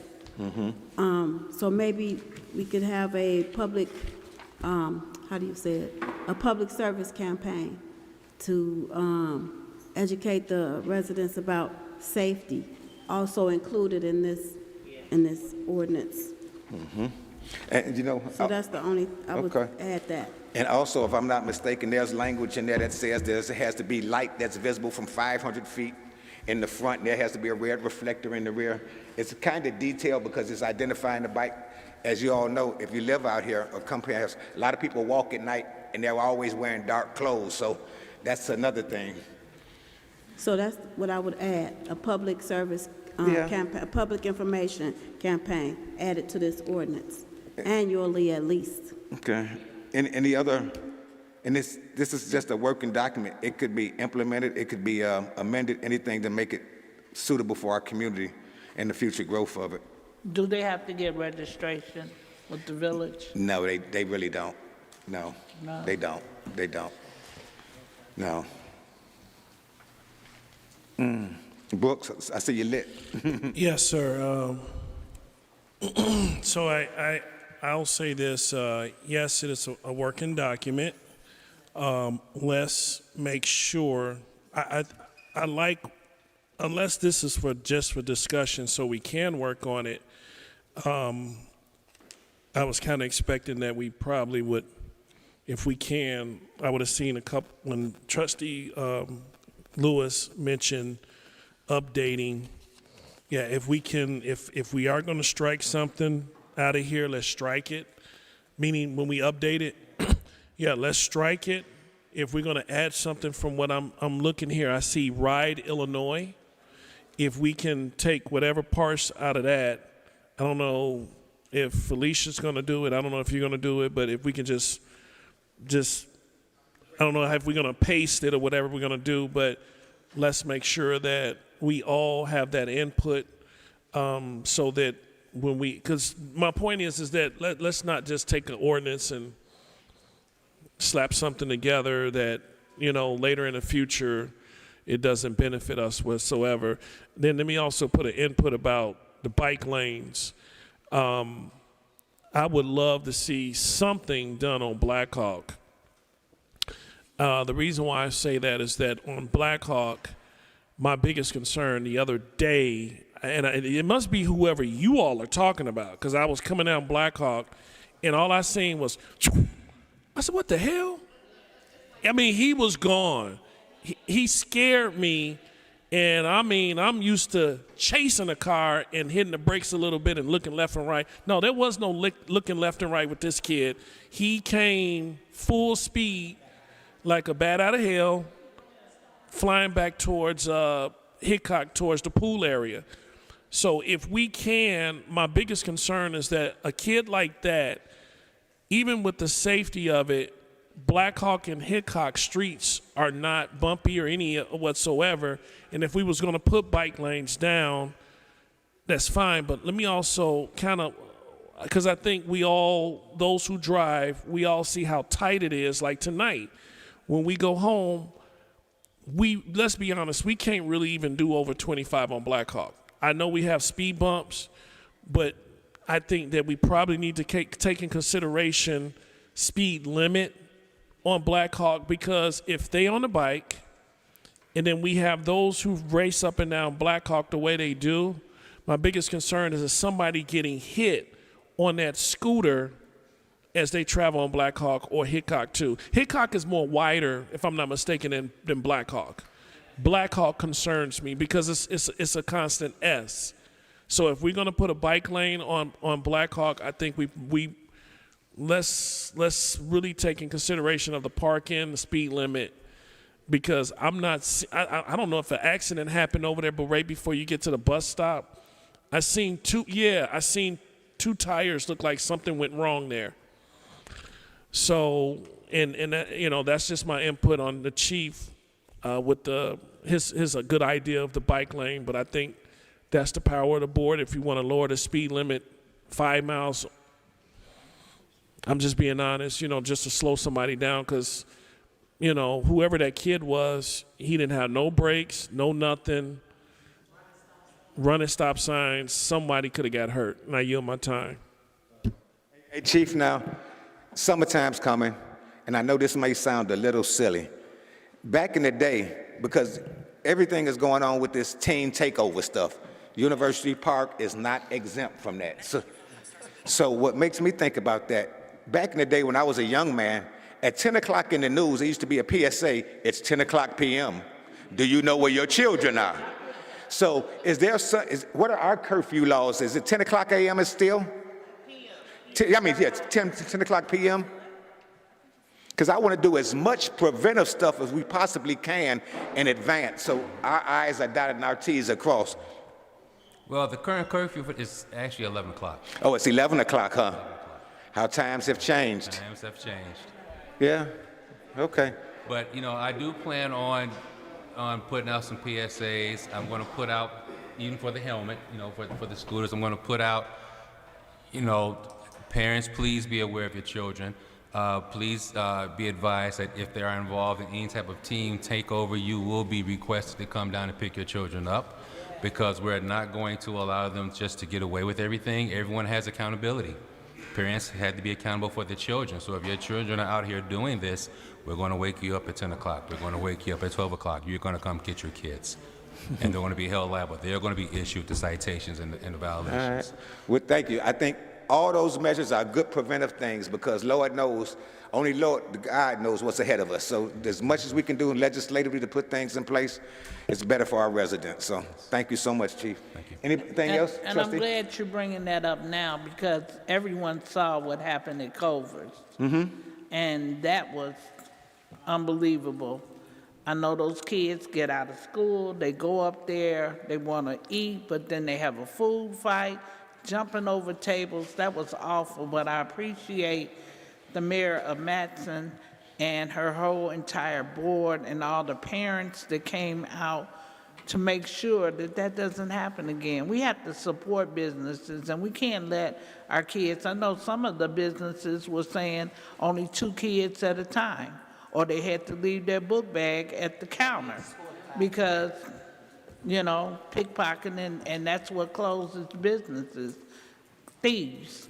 So we have to be mindful of our children, curfews, and making sure that we know where they are. You can't just turn a child loose and say, I'll see you in 6 hours. That's what you do maybe with your pet in the backyard, but we need to know where our children are. We need to make sure we're raising them correctly, teaching them correctly, instilling things in them now so that they don't get out in this world and just do any and everything. Because those smash and grabs and all this taking place, I never believe I would ever see the stuff I see on the news now. It's terrible. Hey, listen. So I had, Go ahead. So for some of the other preventative things, you know, we have the street signs that we put up there, you know, like for the slow down and the speeding, you know, this is the speed limit between this time and the no parking. Can it be some type of signs, like street signs, that can go up as for, especially around the park area where the kids kind of congregate? I'm not sure about all the locations, like you said, Black Hawk and Hickok, that they be speeding with the e-bikes and stuff, so kind of put something out there saying this is our curfew, just giving them some information. That's like you said, that whole preventative thing. If they see the signs and say, oh, I never saw that sign before because it hasn't been up there. But now they know, like, oh, curfew is 11 o'clock, you're supposed to be in the house. Or street lights, you know. We were street light people. So, or even just like for the speeding for the e-bikes, this is the speed that it's supposed to be. They're not supposed to be going so fast. I know they can go fast, but certain ones is faster than what it should be. So especially in those areas. So maybe that might be an option to put up some signage, informative signage to let people know. Yep. Would it be possible to create where they do have to get registration and maybe get some type of handbook with the rules in it to let them know this is the guidelines, this is what we expect from you? Is that possible to create an ordinance for that? Well, by them not having to register their vehicles, we can't govern what speed they travel at because it wouldn't be considered a motorized vehicle in the eyes of the state. So, so it's just like a bicycle. We can't govern how fast they need to ride because it's not considered an actual motorized vehicle. Even though they have the electric motors and the toys, they don't have to be registered. So if they don't have to be registered, then we can't regulate them. That's the downfall. And the key thing to the e-bikes is that you have to pedal so fast for the electricity to kick in. So some of them are fully electric and some of them are propelled by Hybrid. how fast you pedal and things of that nature. So recently I was in Champaign working, and they have a lot of electric bikes for the students. They're not registered. You can just get one. Yeah, it's like the city of Chicago. Yeah. Yeah, so they're not really registered. All right. So we'll move it forward, and then I guess we have upgrading it. This last ordinance they did on bicycles, guys, was in 1984, 1985. And there's so many old ordinances. I just need you guys to help with some of this legislative stuff, because if we don't change some of this legislation, we're still having our residents live in primitive days, and we're not in primitive days anymore. We're in the Jetson generation. So there's some opportunity to look at some legislation down the line. So that's all. Yeah.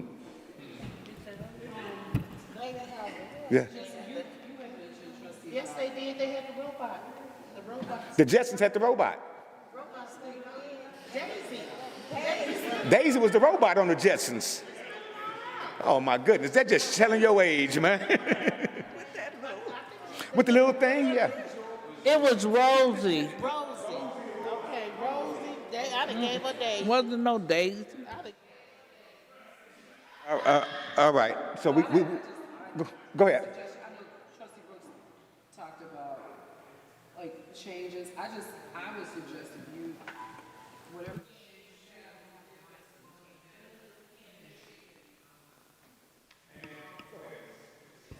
No, just if you have changes, suggestions, so just if you give them to the manager and then just she can give it to me and I take it from there and make it law. Yeah. That's good stuff, guys. Thank you all.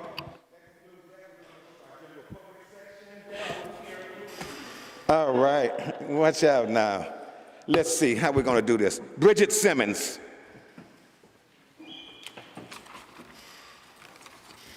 Damn, Miss Millie's on there. Okay.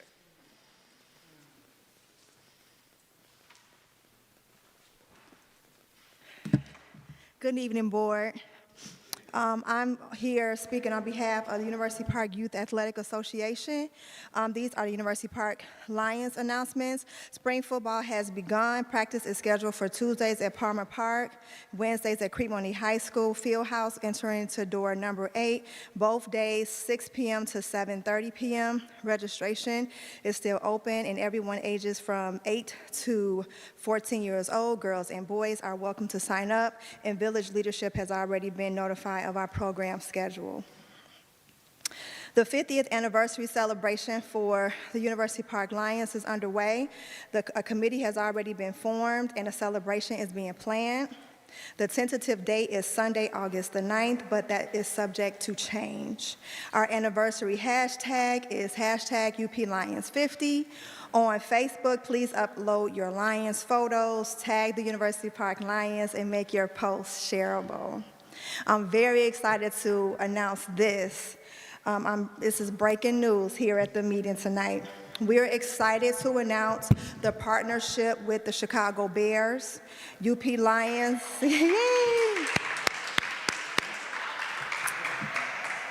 The UP Lions and the Chicago Bears will be hosting a one-day free clinic at our home football field on Saturday, May 9th, beginning at 10 a.m. We are inviting all youth in the community to come out and attend. No commitment and no cost, but waivers are mandatory. T-shirts will be provided by the Chicago Bears, and we promise to have a very enjoyable time for all of our kids where they're having fun and learning the fundamentals of football.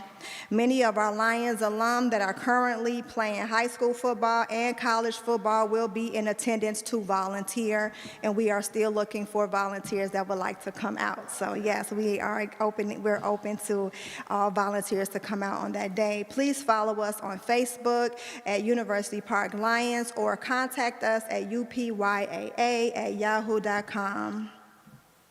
As I conclude my announcement, I want to share the heartbreaking news of the passing of our former team mom, cheer coach, and cheer coordinator, Miss Delia Bailey.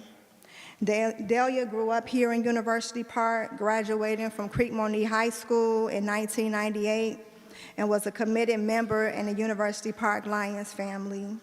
Arrangements have not been made public at this time.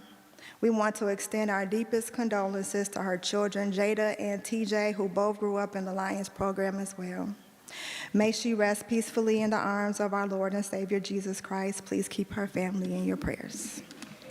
Thank you so much. Put me on that volunteer list. Amber Coates. Oh, Amber Coates Johnson. Let me get it right.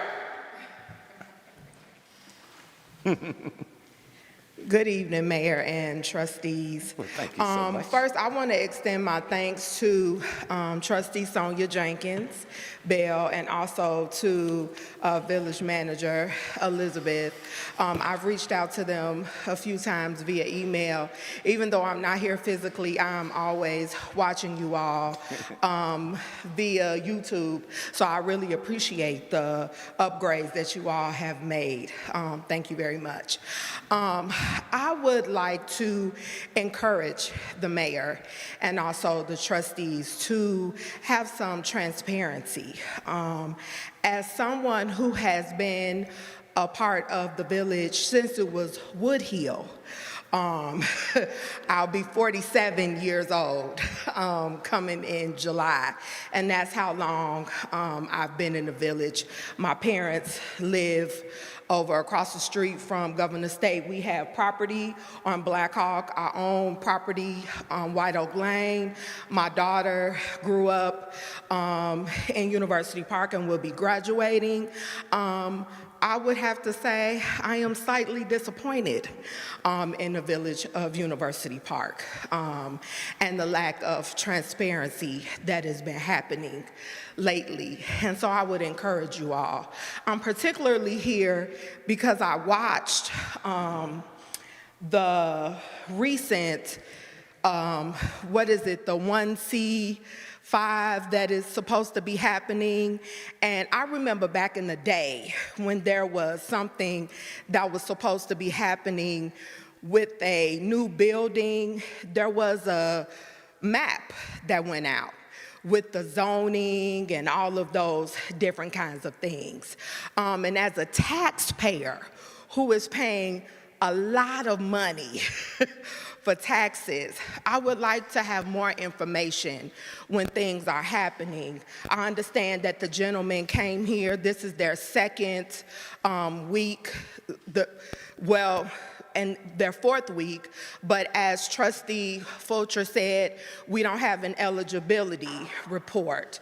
There isn't a map that has happened where there's been information.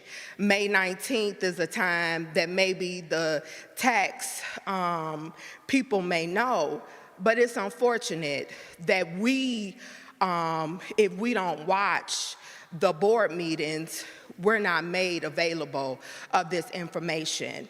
If there are things that are happening good in the village, we would like to know these things.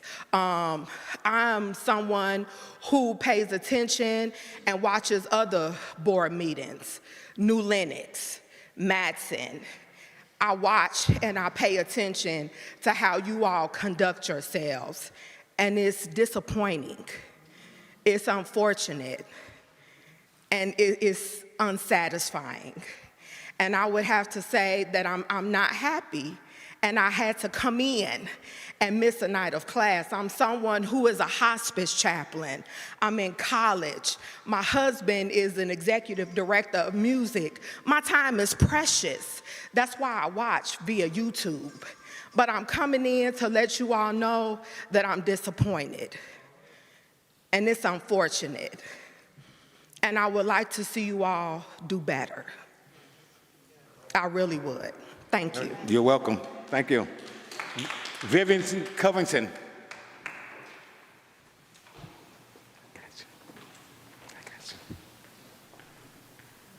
Good evening, everyone. And the board, I'm in conjunction with her as well. There are things that I'm asked for in January. There was something mentioned, and I asked for a FOIA. I can't get that. I asked for a FOIA on other things. We are supposed to be able to know what's going on as well. We asked for a FOIA. We come to the meetings. I came to the last meeting, and I was on the sign-up sheet to speak. And, I give honor to Mr. Joe Lovelace for CCC as well. And I wasn't even acknowledged. I asked the question, said why, and the officer came and said she did sign up. It was blown off. The mayor we're dismissing. So don't treat us like that, because it's the topology has it like this. First, it is the people, then there's the board. 7 people do not dictate to us. It's the people first, then it's the board. The board is supposed to listen to the people and see what we would like to do and we would like to have. Just respect us too. And again, I'm not, and I ask people, do not mention my name out of your mouths anymore. I've been gone 8 years. Leave me alone. And if you don't, God sees you. And right now, I ask each of you, if God see your heart, he opens your heart and look at it, what would he see? Don't play with him, and don't play with me. Do not mention my name anymore. I will have someone to write you a letter. Leave me alone. I've retired from the feds 43 years. And I've done a good job, and I don't bother anyone. All I try is to be a part of this village, to do the best I can, because I gave it my best heart. I love this village. I'm not one of those elected officials that was up here and they're gone. I'm still in this village.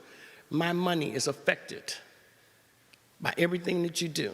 This park district is crazy. I can't afford another. People are being taxed out of their homes. They can't afford another tax.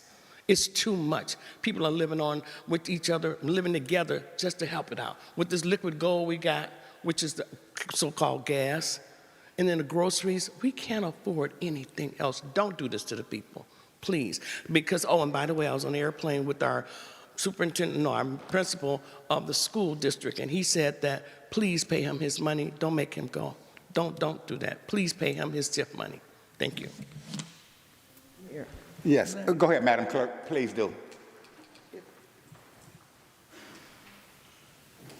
If I could just respond as to Mrs. Covington relating to her FOIA. When I received it, I did respond to you and informed you that the way what you were requesting, I did not have records of it the way you were requesting. I asked you to resubmit your FOIA and be more specific, which I never got from you. Thank you. Okay. I never got it, and I knew I'd spoken with you about it. Thank you. All right. You good? Yeah. First, I want to appreciate both of them for coming and discussing their likes and dislikes. Ms. Coates, Ms. Covington. I'm for transparency. I try to keep the village aware. I do it by way of next door or talking to people over the phone. I get at least 7, 8 calls a day from residents that I speak to on a regular basis, or they referred me to someone else. Even the village hall, when they get calls, they have given me those requests. I try to make sure that people are aware of everything that's going on within my means. So I'm not one that's going to try and hide something or sugarcoat it. I'm here to represent. I don't keep, excuse me, I don't keep information within myself. And as for Ms. Covington, yes, your name has been mentioned because there has been times that we talked about 2016 and 17, and it was relevant. It doesn't always have to be a negative way, but we'll just say the current administration or the former mayor, and we have all done that, as even you have done in the past when you were sitting up here. So it's no disrespect, it's just giving, excuse me? Okay, it's not to be disrespectful. When we talk about the past administration, we're just mentioning at that time what went on. That's being transparent. It's not taking, throwing a rock and hat in our hands. We're letting people know. Now, if we're not saying the truth, then yeah, have a problem with that. But if we're being honest, and we're telling things the way they were and what's working now and what wasn't working, that's going to happen. I'm not going to bite my tongue. I'm going to say it the way it was, how I saw it, and that's it, and that's all. I want to appreciate Ms. Coates because I understand where you're coming from, and I'll be glad to talk with you at any time. I'll give you my card. We've talked before. So we will definitely have those conversations. Thank you. Trustee. Trina Lyle? When you gonna call my name? I signed my name first. Ma'am? You don't see my name? Huh? Okay. You should do things in chronological order. Yeah, that's what's wrong.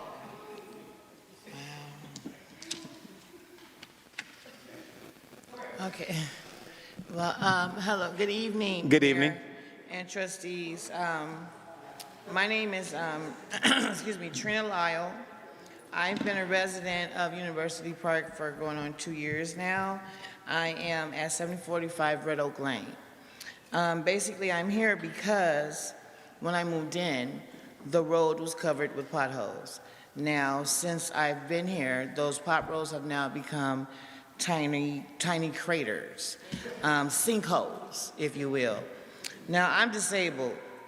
I have to rely upon transportation to get me to dialysis, to get me to doctor's appointment specialists, and the drivers complain about the condition of the road constantly. Now it's to the point where drivers are literally telling me they're going to decline the rides. They're not coming up there because that road is in such disarray. And that, you said 745? I'm in 745 Red Oak Lane, but it also affects 747 and Maple Leaf. Maple Leaf, okay. Yes, all right. now I've done research to find out that that strip of land, because I've contacted Streets of Sanitation as well as code enforcement, and found out that that's Maple Leaf that should be doing that road. Okay. As I said, the rides are declined. I had a couple of drivers because they've taken me before. They accepted my ride because they remembered my name, and I'm kind of chatty. I'm memorable. So they knew I'm going to dialysis, so they would take the ride. Now, just this past Friday, once we got to Western and University Parkway, the driver realized he's going to Red Oak Lane, and he said, I'm not doing that. I'm not doing that street. So you got two options. I can let you out at the Speedway, or I can let you out at the corner of Red Oak Lane and University Parkway. I said, there's no way I can walk to that building, especially coming from dialysis. So I was left at the Speedway while I had to wait for someone else to come and take me home. My daughter last week took out, those critters are serious, to the point that you can take the orange cones and stick them in there. They're that deep. And on the way here tonight, my driver had to drive up on the grass to avoid them. My daughter, as I said, hit one of the ones. She couldn't avoid it because someone was coming in and she's going out. So Friday she had to replace 2 tires and a cracked rim. It's getting to be ridiculous. And as I said, I've called. It was oh, that's the HOA. There's no HOA over there. When I called code enforcement, that kind of left a bad taste in my mouth Because if it's not streets and sanitation, right? Then code enforcement should be looking at that road.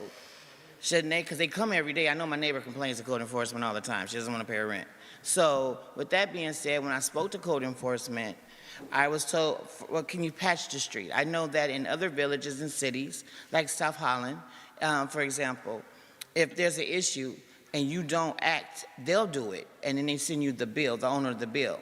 When I said that to the person in code enforcement, I was told, we ain't paying for that. So that kind of rubbed me wrong, because it's like, I want that street paved, because I'll be getting a transplant, and I'll have people coming to my home. Right now, no one can come. Honestly, it's a risk. I don't want my family members driving up there after my baby just had to get new tires.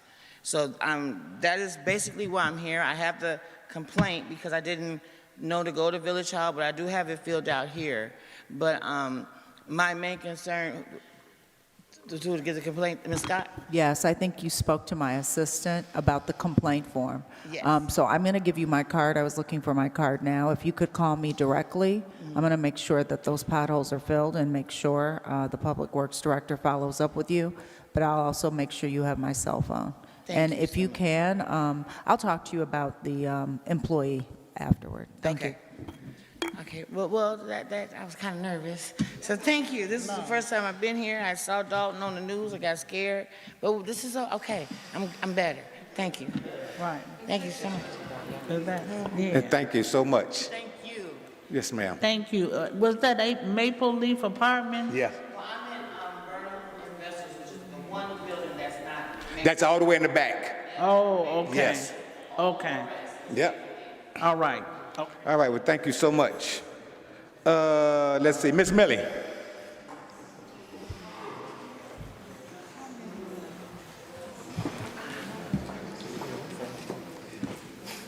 Okay. Down. Can you walk in there?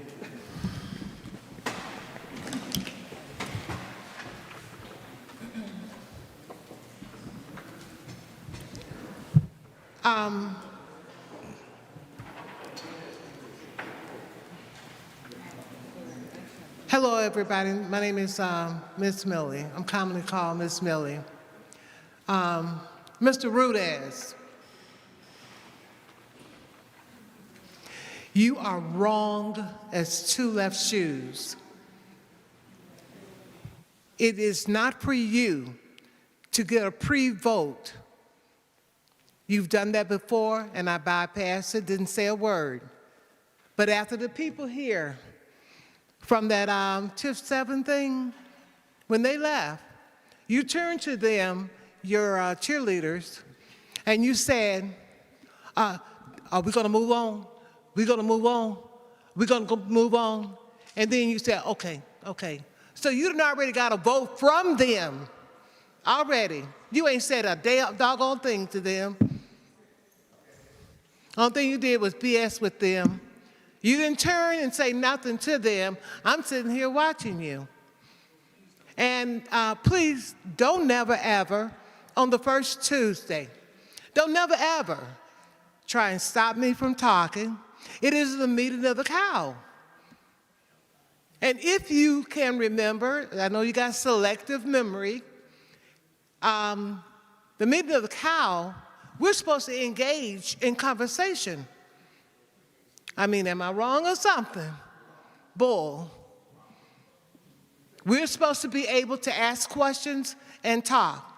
You are not, well, you know what, we're going to start it because we're not going to have people coming in here and we're talking about how the water look and the trees and foliage and all of that.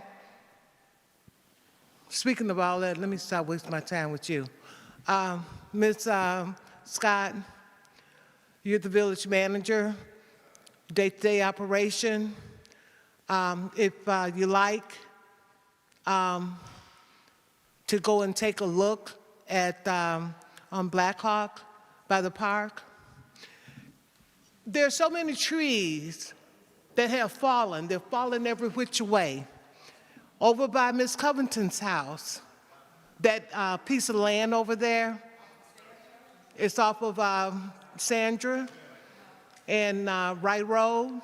And as you go east, no, that's west. As you go west, There's trees, dead trees. They're falling every which way. That's right over there by Craig Park. I fear for our children. I've been telling this man about the, oh, he wouldn't take a sip. I've been telling him about the dead trees. Do you have time this Friday in the morning to go over there with me? Say what? Do you have time this Friday to go over there with me?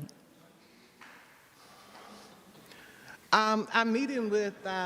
If not, okay, then, I'm okay. meeting with. No, I would love for her to see it. I would love for you and I got Thursday. No, The 3 minute has expired. I'll go with you on Friday. I'll go with you on Friday.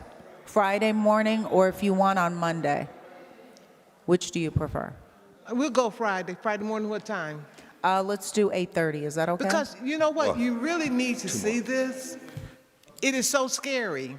Going over by, and what I found out, just to let you know, I'm sure you know already, the wooded areas, that could be maintained by the Forest Preserve. There's trees that has fallen, and we're talking about this year. Lots and lots of trees. They have fell in the street. The kids and myself took and had to throw them over to the side. Your 3 That's over minutes there. has expired, Ms. Morgan. Set up your arrangements on the side. Next public comments. Ms. Deborah J. Stroud, please. I got you. I have it in my calendar now. Friday, this Keith, Friday Mr. at Griffin, 8:30. last. Friday at what time? 8:30 in the morning. 8:30. I'm sorry, Ms. That'll be Mrs. Stroud. fine. Mr. Griffin first. I'm sorry. Mr. Griffin. And ma'am, you are so correct in everything you said. So correct. I couldn't believe those words came out of another person's mouth. The same Mrs. way Morgan, that your 3 minutes a is lot up. of us Let's be respectful to the feel, next and person. We see it all the time because we come to the meetings. They're wrong. They're wrong as two left shoes. The cheerleader and Trump's brother. 3 minutes. Trustee Griffin. Horse, sit down. Good evening, Board. I brought this up under the last administration. Maybe it could be implemented up under this administration. Your meetings go too long on board night. I did a survey and I did a report. I went to Frankfurt, Tinley Park, and Orland Park twice, and I watched their board meetings. They combine their board meetings. They combine the agenda, so on their board meetings, board meetings are short. On the off-board meetings, that's the first and the third. Just what y'all done, they do it on the off-board meetings. On the meeting night, their meetings are 45 minutes. You think I'm lying? Look at it yourself or go over there and do your own report. This, it's too long. Why can't you do like they do? They got more than what we got, so they're doing better than what we doing. So why can't you do on your off-board meetings, your first and third, do all the talking and yapping you want. On your board meetings night, they'll combine the agendas, 45 minutes, they're out. I mean, out the door. They're not no 2 hours. That's a suggestion. Thank you.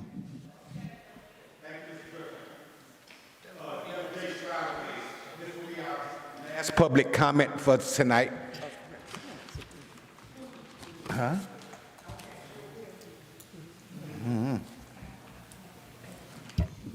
Good evening, Mayor, Board, those present, those visiting, those viewing, I'm sorry.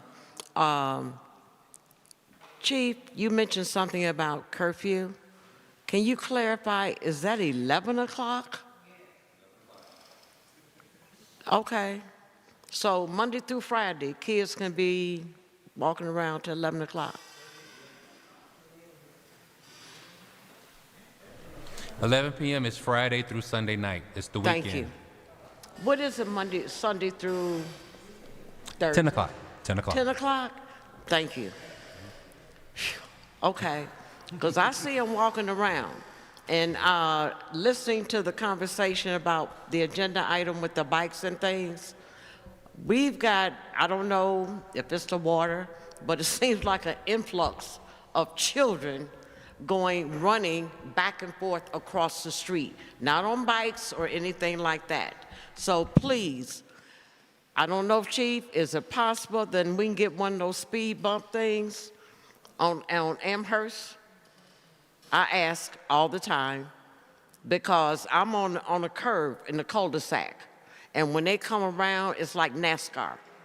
And I'd hate to see somebody's baby get hit. I really would. I don't know when the bumps go out, but can I put in a bid again for one being on Amherst? And Manager Scott, before I send everybody to Village Hall, what is the cutoff date for the grass cutting that begins in May, correct? So, do you know August, what is it? August 31st. Pardon? August 31st. For grass cutting? Yes, so we're leaving it open, so if anyone finds out about it, I don't want to limit them and cut them off and say if you don't respond by May 31st, you won't be in the program for the entire summer, because some people may be out of town. Whatever it is, I just want to allow all the residents to have the opportunity. Okay. So when they start coming to Village Hall, you'll know I sent We'll them. cut it off if it gets to be 6,000. But we'll figure it out. We haven't had, we didn't have that many residents that we couldn't accommodate. So I don't, at this time, we're just going to leave it open. Okay. Okay. I'll start sending them up there. And Started coming. I thought you sent them. We had a ton come in the last 2 days. They didn't call me before they came because so many have checked. But I'll send the rest of them. I too want to give condolences to the Bailey family. I go back to Dahlia when I was a coach, and I started her as a pom-pom girl at 3 years old because she was not able to join the program. So last year, her mom was buried, who was a coach. So I just want to say, my heart definitely goes out to the Baileys. Everyone have a good evening. Is there a motion for adjourn? Oh, I'm sorry, we got a couple. This one, I just wanted to acknowledge. Just acknowledge it, Madam Clerk, because we done exceeded our 30 minutes for public comments. I understand that. Yes, ma'am. That's why it's so long. I would not want to read it. I received, and it was CC'd to the board, a letter for public comments from John Pate. But because of the length of it and the unadvice of the council, I will not read this in public. I do have to make the statement, it will be on file in my office, but I will not read this in public. All right, thank you, Madam Clerk. Trustee Jenkins Bell? Will it be accessible to read, Madam Clerk? He checked our email. Trustee Jenkins Bell? I would like to take the time to thank Ms. Johnson for coming out, and she spoke nothing but the truth. So help me God. And the thing about this is when I first started coming to these meetings, and we would go back to that back table and we would get the board packets, the public was included in a lot of the things that were going on. It's unfair for the residents to sit here and we're going through like this IDS, like this right here. These are things that need to be passed out to the residents so they can see as well. Also, I remember at one point in time that our tax dollars were not only being watched by the trustees, but they were being watched by the village residents as well. We had the opportunity to receive bills payable and see what was going on with the tax dollars. And if we have open transparency, it'll cut down with a lot of this nonsense that's going on in these meetings. And I just wanted to thank Ms. Coates for coming out again and saying that, because it put us on notice, because we have to do what's right and what's just and what's good when representing this community, whether we like each other or not. So thank you, Ms. Coates Johnson, for coming out. Thank you. All right, thank you, Bye-bye. trustee. Is there a motion? All in favor? Opposed? Thank you. Thank you guys for coming out tonight.